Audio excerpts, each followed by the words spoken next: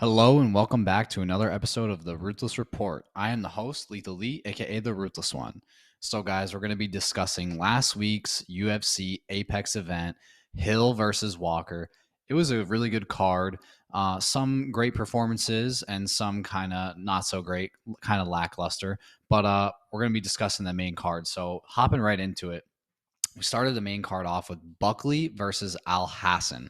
Now, this was a fight between two gentlemen that possess power. These guys are primarily strikers. You know what you're going to get from them. Buckley has one of the best knockouts I've ever seen with that flying spinning back kick. It's really some Mortal Kombat shit, you know what I mean?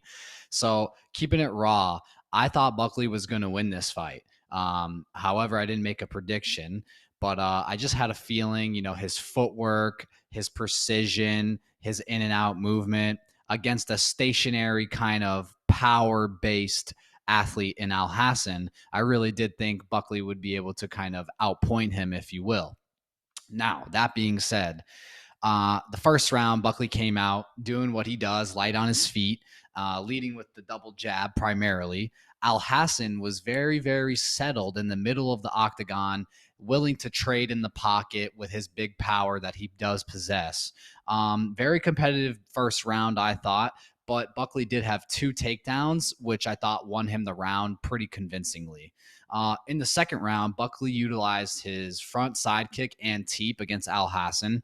Al Hassan's still dominating the center of the cage and controlling, but hardly ever uses his jab. That's one thing I really noticed, guys, in this match was Al Hassan really could benefit from using his jab because the guy is so good. He's so fast. He's so explosive, but what you can't do anything with those attributes if you don't set anything up like your jab. So again, Al Hassan in the middle of the cage, kind of just waiting on Buckley, but all the time he's waiting, not really doing much. So Buckley doing what he does, using that nice slick movement that he does have, a really good power double jab from him. They got into a really great grappling exchange against the fence guys. Al Hassan did an excellent job being the judo black belt that he is, getting that nice whizzer hip toss. It was very, very nice to see. However, this led to a big scramble, and Buckley really won the scramble. He got right back up from the hip toss and landed like an 8-piece combination against Al Hassan against the fence. So really, really competitive second round. And Al Hassan lands a nice elbow on the break from the pressure from Buckley that he kept applying. But I really thought Buckley edged out round two, grabbing a nice double leg takedown at the end of the round. So this ended up being a split decision. I don't really see how that could be, considering I did think Buckley won the first two rounds. So that was kind of a weird decision at the end. I really didn't think it was that close, to be honest with you, but this is probably why the judges thought it was so close, because of round three. So in round three starts more of the same. Buckley's pressuring, really using that nice footwork. Another nice trip from Al Hassan on the fence. He just gets the whizzer and slightly steps over. Not a real big movement, but he gets the leg entanglement and really forces Buckley down. And then from there, I mean, this guy was landing thunderous ground and pound. I mean, no really trying to gain his position and solidify it. He just starts flying the hands. I mean, the hands are coming for Buckley. And Buckley ducks under, and Al Hassan misses with his super big, powerful right hand. And that lets Buckley escape and get back up to the feet. So that was a very, very critical error that Al Hassan made, was not cementing his position before, utilizing his ground and pound. So that was a very, very, very big error from him. And who knows, if he kind of cements his position, he potentially could have gotten the finish. We don't know. Anyway, Al Hassan dominated the third round. He ended up getting another takedown, landed his good sharp counters, and ended the round on mount position, throwing down some really big elbows. So I thought it was a clear cut third round win for Al Hassan. But like I said, I thought Buckley won the first two rounds. So ended up being a split decision for Buckley, which is good. I thought Buckley won. It was pretty evident. Didn't really see how it could be a split decision, but nonetheless, the right man got the decision victory. So all good there. Moving on, we had Miller, Jim Miller. I mean, this guy's been fighting since God knows. I mean, this guy's 38 years old, been fighting, UFC Hall of Famer probably. Most finishes, or tied with Donald Cerrone for most finishes in the UFC, I believe. Um, and so, I mean, this guy is just not giving up. He is not going anywhere. UFC veteran taking on a UFC debuter, up and comer in Moda. And I mean, he came out real aggressive, did Miller. He came out with a very nice lead switch kick right away. Moda landed a really nice counter right that almost put Miller down, but Miller was able to kind of keep his things in order and keep his balance. And it was really, really awesome to see that an older guy was able to kind of be in there with a young lion. I was really expecting Moda to put Miller away fairly quickly. I mean, Miller is 38 years old, Moda is 29. So, kind of looking at that, I just thought the young lion was going to be able to take out the older guy, but that was not the case, guys. Like I said, Miller got clipped, but stays up. And then in the second round, he puts Moda down with a vicious right hook. I mean, this guy put everything into it. It was like Mike Tyson-esque, you know what I mean? So he put in a vicious right hook and absolutely put Moda to sleep, finished the job. And there you go. UFC veteran Jim Miller getting it done once again. What else can you say? The guy is just a nonstop fighting machine. So it's going to be pretty interesting to see where he goes from here. And back to the drawing board for Mr. Moda. I thought Mr. Moda, he didn't really jab a lot. It was mostly his right hand, left hook combination that he was throwing. Didn't really utilize a lot of front kicks or a lot of lead hand strikes, mostly just the hook. So I'd like to see Moda, when he does come back, really work on that jab and kind of setting up his, right hand. Setting up his right hand. The next fight we had a heavyweight bout, Porter and Baudot. So this was exciting, but that was because of courtesy of Baudot. Baudot was really leading the dance with his jab, using his good footwork around the cage, and making it really, really hard for Porter to kind of close the distance and get inside to land his combinations. Baudot, like I said, really, really expert with the jab, but he wasn't following it up with any really powerful shots, no real big body blows, no real big leg kicks or anything of that nature, which allowed Porter eventually to make the adjustment and get inside, get those takedowns, really grind on Baudot, and eventually outwork him. He ended up landing more strikes. He ended up getting 3 takedowns of his own and really started coming on stronger as the fight progressed. So good win for Porter.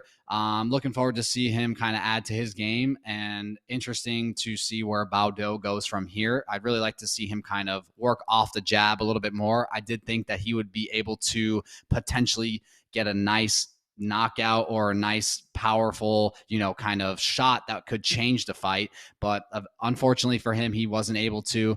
And credit to Porter for making the read on the jab, closing the distance, and eventually grabbing those takedowns. That's what really solidified him in the fight and got him the victory.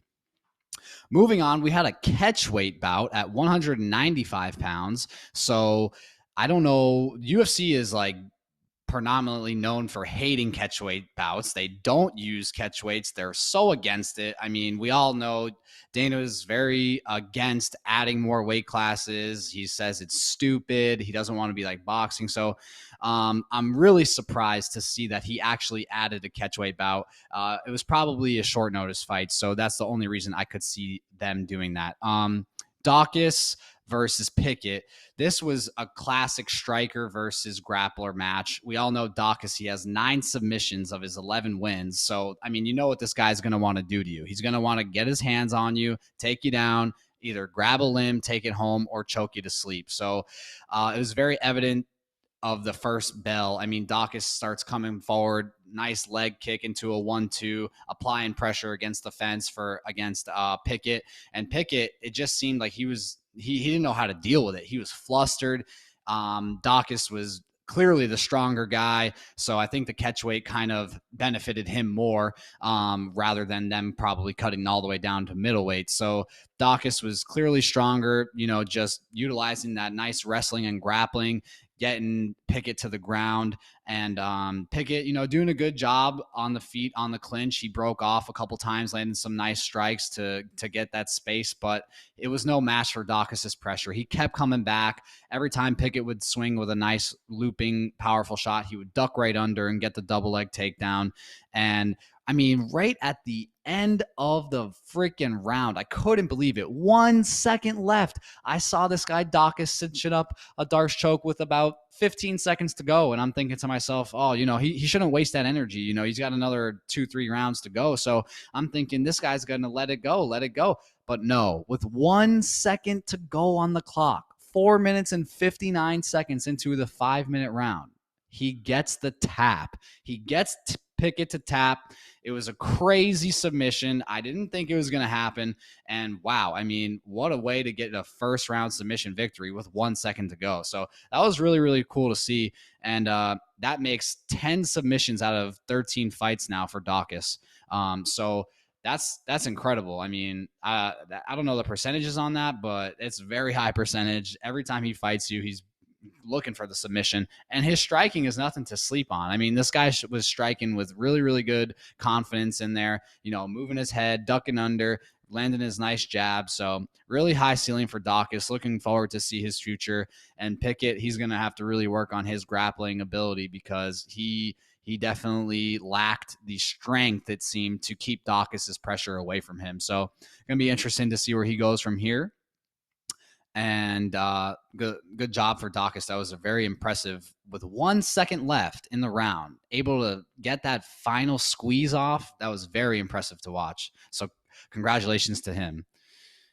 Moving on to the main event, this was a barn burner. I mean, Jamal Sweet Dreams Hill against Johnny the Freak Walker. I mean, this guy is dancing all the time. I mean, he's probably at home dancing right now. This guy just is a very, very outgoing fighter. He's always got a smile on his face, and he always brings the fight. I mean, this guy's super dynamic, flying knees, wheel kicks, spinning back fists. He's putting it all on the line when he gets in there. So I thought it was going to be a great fight, and surely it was, going against a 9-1 Jamal Hill, who is very electric. I mean, this guy is so fast. He's got a great long reach, and it was slated to be a very, very good main event. I would have liked to see it go more than one round, but I mean, he's nicknamed Sweet Dreams for a reason, guys. So, the fight started. They were both kind of probing with some kicks here and there. Walker was doing a good job with his front kick, and Hill was in the southpaw stance, really applying pressure.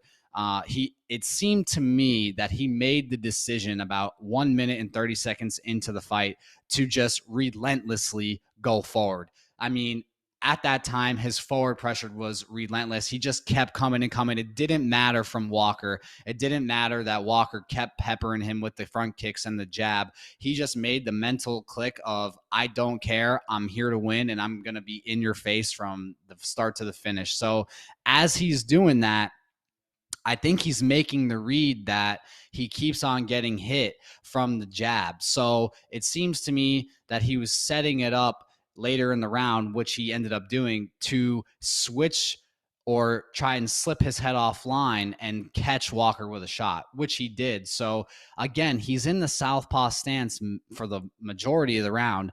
And then right before he lands that finishing blow, he switches to orthodox. So obviously, if you're in the southpaw stance versus the orthodox stance, the attacks and the counters are going to be totally different. But once Jamal Hill, Sweet Dreams, made that switch to orthodox, it made his counters, much more effective for the orthodox versus orthodox stance. So again, he comes forward, steps into the orthodox stance. Walker tries to hit him with the jab. He slips offline and brings the overhand right with him, catching Walker on the temple. I've never seen this in my life. Walker immediately goes out cold. His arms shoot up vertically. I've never seen anything like it's like the guy freaking turned into a diver off the blocks. I mean, I don't know what happened. This guy got clipped, and the guy's he's a diver now. He's diving to the ground, baby, because Jamal said sweet dreams and put him to sleep. I mean, it was crazy. Nobody saw this coming out of left field. It seemed like Walker was dominating the round with his spacing and his front kicks and his jab. You know, like I said, peppering Hill, if you will. But Hill, he made the adjustment. He hops into the orthodox stance, and that slip counter. I mean, this is basic fundamental boxing right here at the highest level. And with 4-ounce gloves, one mistake is all it takes. Jamal Sweet Dreams Hill sent Walker into the Sweet Dream shadow realm, if you will. And wow, what a performance from the guy. It was very, very electric finish. I had Walker winning, to be honest. Like I said, I thought he was dominating the round, but wow, what an adjustment. First round KO victory. He improves to 10-1. And it's going to be interesting to see where Johnny Walker goes from here. You know, he was that rising, up and coming, you know, meteor like prospect headed to the top. And, you know, he had some time off with the shoulder surgery. And this was, I think, a really, really good fight for him to come back against another young, hot prospect. And I think we saw a changing of the guard. You know, this is a young man's game. I'm not saying Johnny Walker is finished by any means, but I think we saw a contender shine in Jamal Sweet Dreams Hill. You know, wow, the division is on fire right now at light heavyweight. I mean, there's so many possibilities for him. I'm looking to see Johnny Walker and how he comes back. You know, it was his first training camp out in Ireland with John Cavagna at Straight Blast Gym. So it's going to be really interesting to see where he goes from here. If he tries to stay with the camp or if he's going to switch again, and you know, see what opponent the UFC is going to give him now.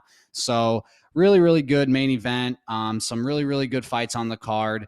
And yeah, I'm really looking forward to where Jamal Sweet Dreams Hill goes from here, because wow, that knockout was a sight to see, boy. Sweet dreams, said Jamal Hill to Mr. Walker. So great fight card. And that has been your Ruthless Report.